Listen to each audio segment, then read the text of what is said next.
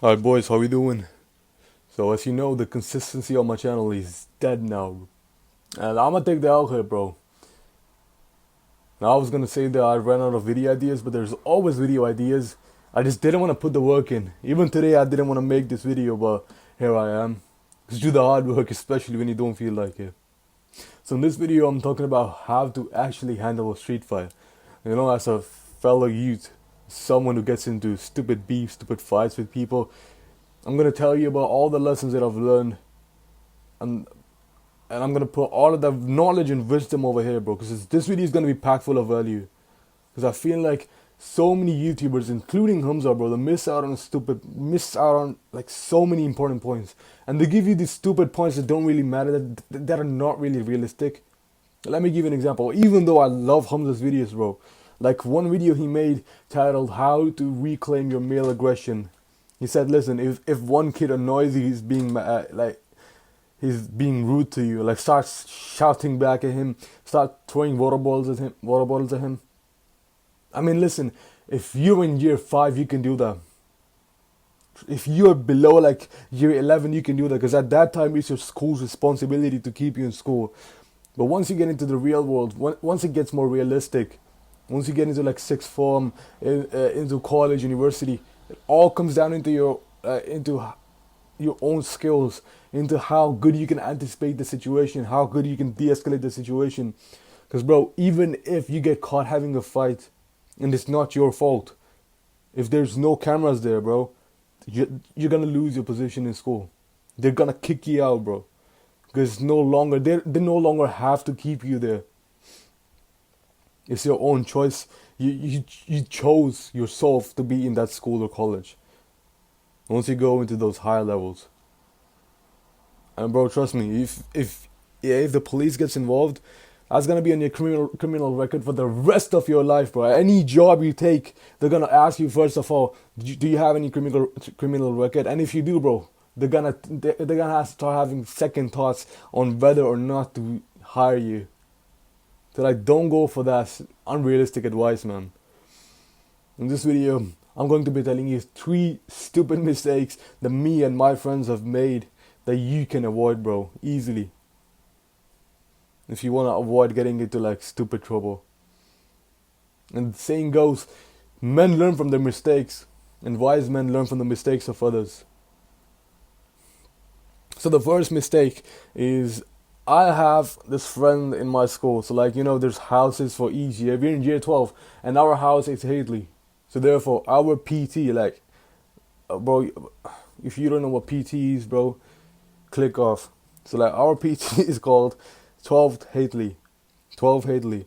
So in our PT, in our house class, my friend, let's call him Ahmad, and let's call the other guy, um, why can't I come up with names, man? Let's give him a cool name, like, let's call him Jafar. Ah, that's a sick name. That's a unique name, bro. Let's call him Jafar. So Hamid and Jafar. So let's say Hamid is this guy that has been getting a lot of positives, who's been doing really well in the school. He's been handing his homework in on time. He's been really dedicating his time into curricular and extracurricular activities. And like, this is the guy who's supposed to become the house captain. And so the main thing is, the class and the teacher will decide on who becomes house captain. So this is the guy. This guy, you know, he's actually nonchalant about it. So he's like, okay, teacher, if you make me house captain, I'm gonna take the responsibility. And then there's this other guy, Jaffa, who's got nothing going for him. He's just desperate to become house captain. He has no respect, no manners, no like positives. Bro, he's been taking negatives like throughout, like ever since the school started. And this guy, he's desperate to become house captain. So like the teacher goes up to Hamid and asks him if he wants to become house captain, and he says, yeah, if you make me house captain, I'll take the responsibility. And the other guy, every single day he comes up to the PT and he says, who's house captain? Because all the other houses have chosen their captain, it's only our house left. And this guy, as soon as he finds out that Hamid is also volunteering to become house captain, bro, he goes up to me and he's like, bro, leave it. It's, I want to, please let me be house captain, bro. It's just stupid beef, man.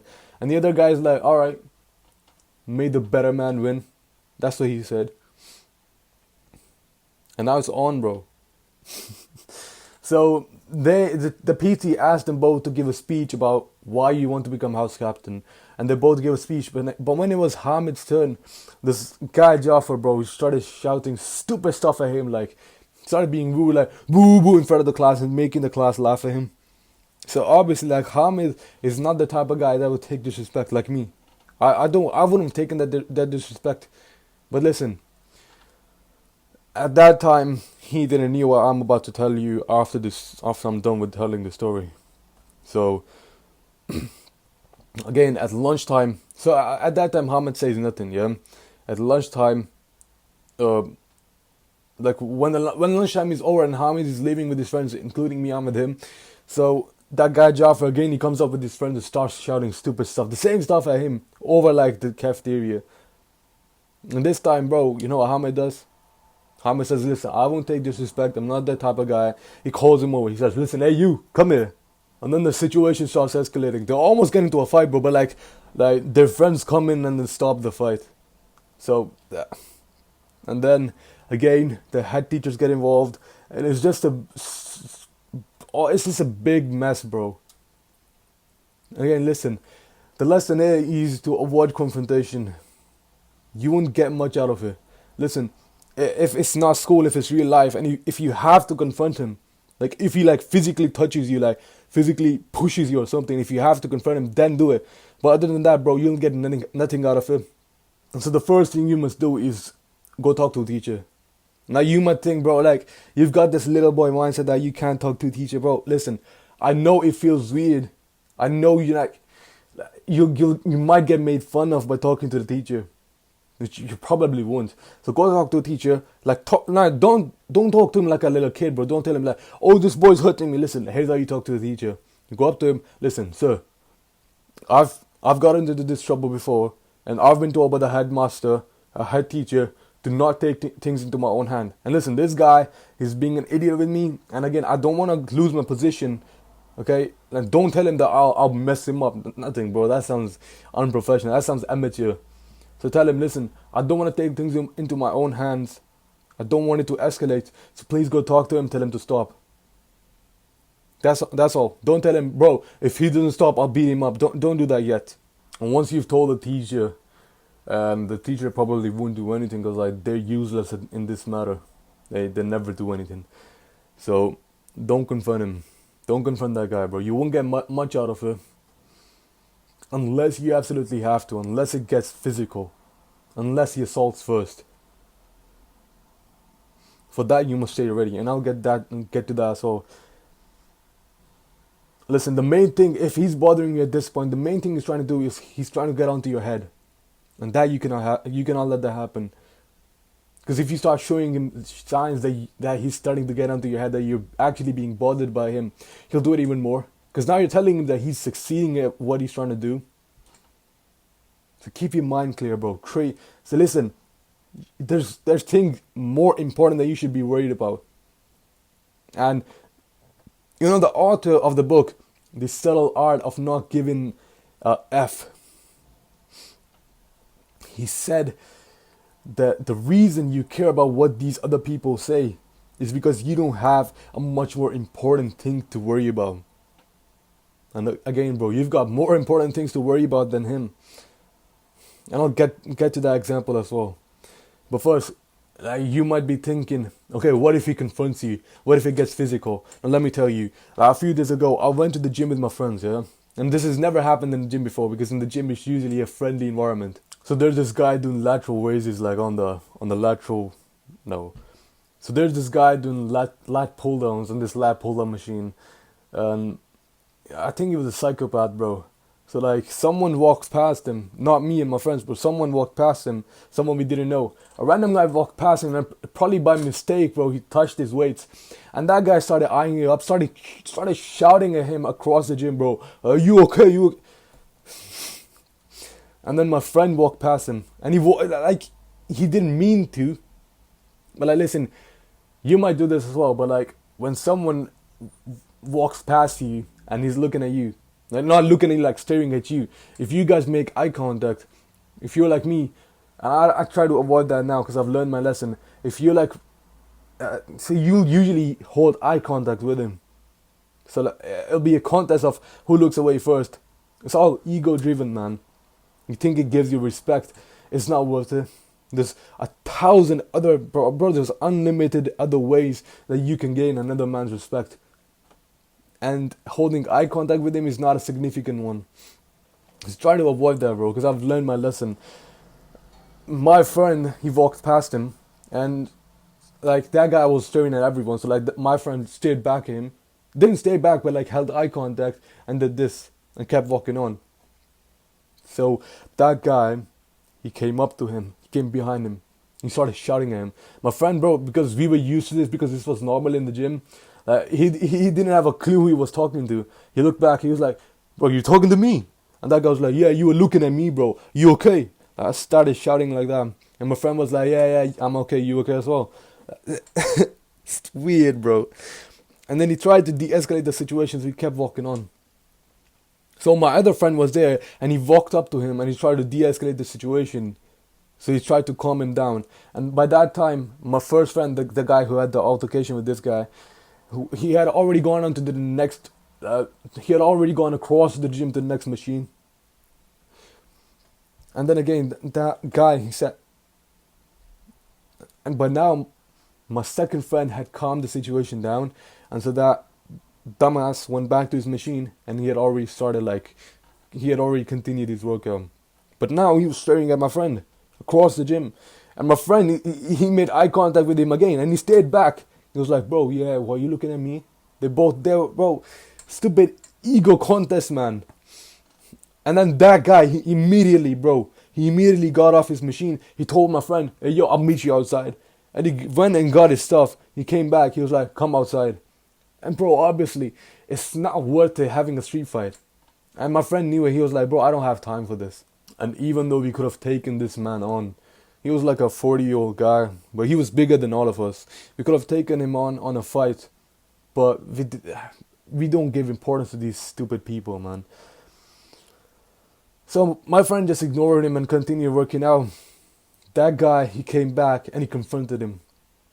While my friend was doing bicep curls, he came behind him. He said, listen, if he came face to face, he was like, listen, if you have anything against me, like if you have anything to say, come outside and we'll handle it like man. Stop talking in the gym. And at this point, my friend was like pissed, obviously, because this guy is not leaving him.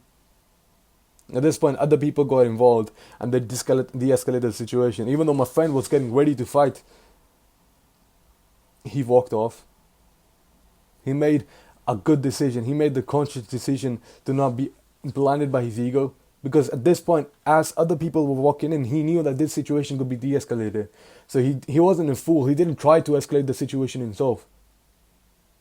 He walked off and the de-escalated situation is over. Because listen, this could have escalated into a full-on brawl. And like a street fight is unpredictable. It's not smart to get into street fights. It's not worth it, man. And so in this situation, Hamza would have told you to strike first. In this video, How to Win a Street Fight, he said when someone follows you like that, he's legally following you at this point. And now when he looks away, and you can tell when he's about to hit you. And now listen, my advice is, even though you might predict that he's about to hit you, it's the chance of him hitting you is still insignificant. Just like in this situation, the situation can de-escalate if you have good skills. Again, I talked to my father about this, and he said, listen, there's 1,000 steps that you can take before fighting. If you don't have good skills on how to anticipate a situation, how to de-escalate a situation, then you learning boxing, you learning self-defense is like a lost result. Because there's 1,000 steps that you can take before it escalates into becoming a full-on brawl. And my advice is, listen, stand there, try to de-escalate the situation. It's not worth it. It's unpredictable, bro. Street fights are unpredictable. Wait for him to strike first. Stay ready. Like Hamza said, at that moment he would have struck you first. Wait for it. Stay ready. And this is where learning martial arts and self-defense comes. You always gotta stay ready, bro, because street fights are unpredictable.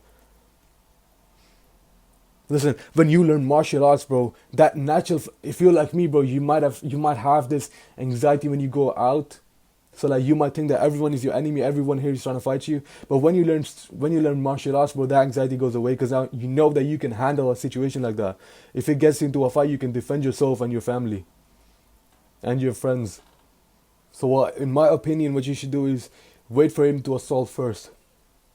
Let him hit first, and now you can legally call this self-defense. Let him hit first, strike back, counter. Hit him hard on the chin, like Hamza said, with the elbow or something like that. One hit, make him go down, run away. Now you must run away. Before you were trying to de-escalate the situation, you couldn't have run away. Because like, bro, imagine someone comes up to you like, oh my god, you start running away. That doesn't happen. You try to de-escalate the situation. And if it gets out of hand, you know how to protect yourself. But let him strike first. Again, a normal guy might not be able to pull this off. But this is where, like martial arts, self-defense comes in. And like, forget every single martial arts, bro. All you need is boxing. Like Andrew Tate said, listen, you wouldn't be able to pull like jiu-jitsu and like Krav Maga stuff on this guy. Because at that moment there were people around. You couldn't have pulled off a kick. You might have been on wet ground. You might not be able to pull off a kick. Boxing and elbows. That's all. If you don't know how to finish a fight with only your hands, you don't know how to fight. Learn to defend yourself. Learn how to box. Join a gym. Join a boxing gym. And bro, if you tell me that you can't afford it and you still get into street fights, you're an idiot, bro. You're an absolute idiot, man. There's things more important that you should be worried about. That you cannot afford 30 quid for a boxing gym and you're out here picking fights with people. Please, bro, de-escalate. Street fights are not worth it. And now the final scenario I want to put you guys in is a scenario that I have felt a lot in school. So I'm in the school football team, yeah? And it's actually my first time playing football properly, like competitive football. I've never played competitive football before. And so obviously I make mistakes. And the people in my team, bro, they're, oh my god, bro, they're jackasses. They have no respect for you, man. Even if you're trying, they have no respect for you. And see, listen, these guys, they're skinny guys, bro. I can like knock them out, even though I know I can knock them out and finish them in like a second. All of them, even if they're in a group. I choose not to. Because again, like I said, what they're trying to do here is they're trying to get onto your head. And if you show them signs that you're being bothered by them, you're only letting them know that, bro, they're succeeding at what they're trying to do. Don't let them get to your head. Again, like I said, there's things more important that you should be worried about. The reason you care what these people say is because you don't have something more important to worry about. And in this case, something more important is your football skills. Focus on improving your football skills. If you keep showing them that their words don't matter to you, if you have an armored mind, they'll stop, obviously. And if they don't, bro, you know they're dogs. They're like idiot dogs. Because only a dog would bark for no reason. And listen, I told you to ignore them. And you would be like, oh, it's not that easy. Trust me, I know. I know it's not that easy. You have this anxiety within you all this time. All this time they're making fun of you. All this time they're around you. But guess what? If you learn martial arts, if you learn how to defend yourself, that really helps with this anxiety. Because now you know, bro, if things escalate, if you have to fight them, you know how to defend yourself.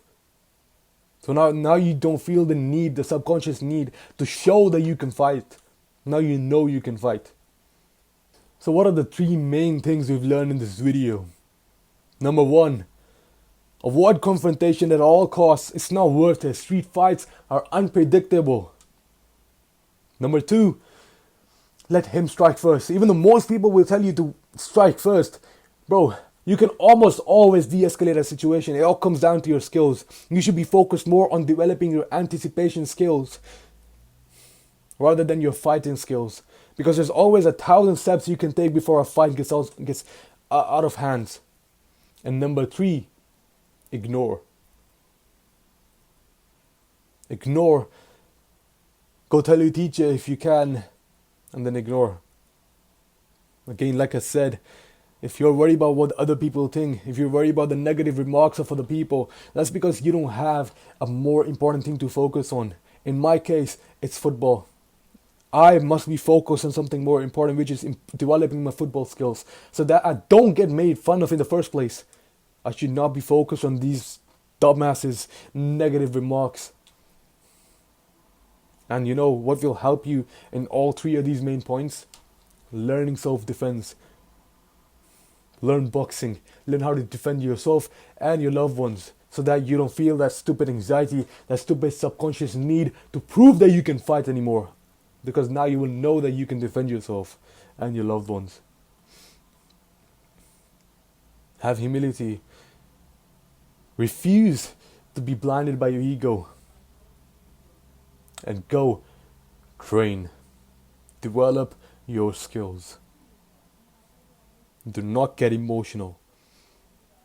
Think consciously, not emotionally. Safe.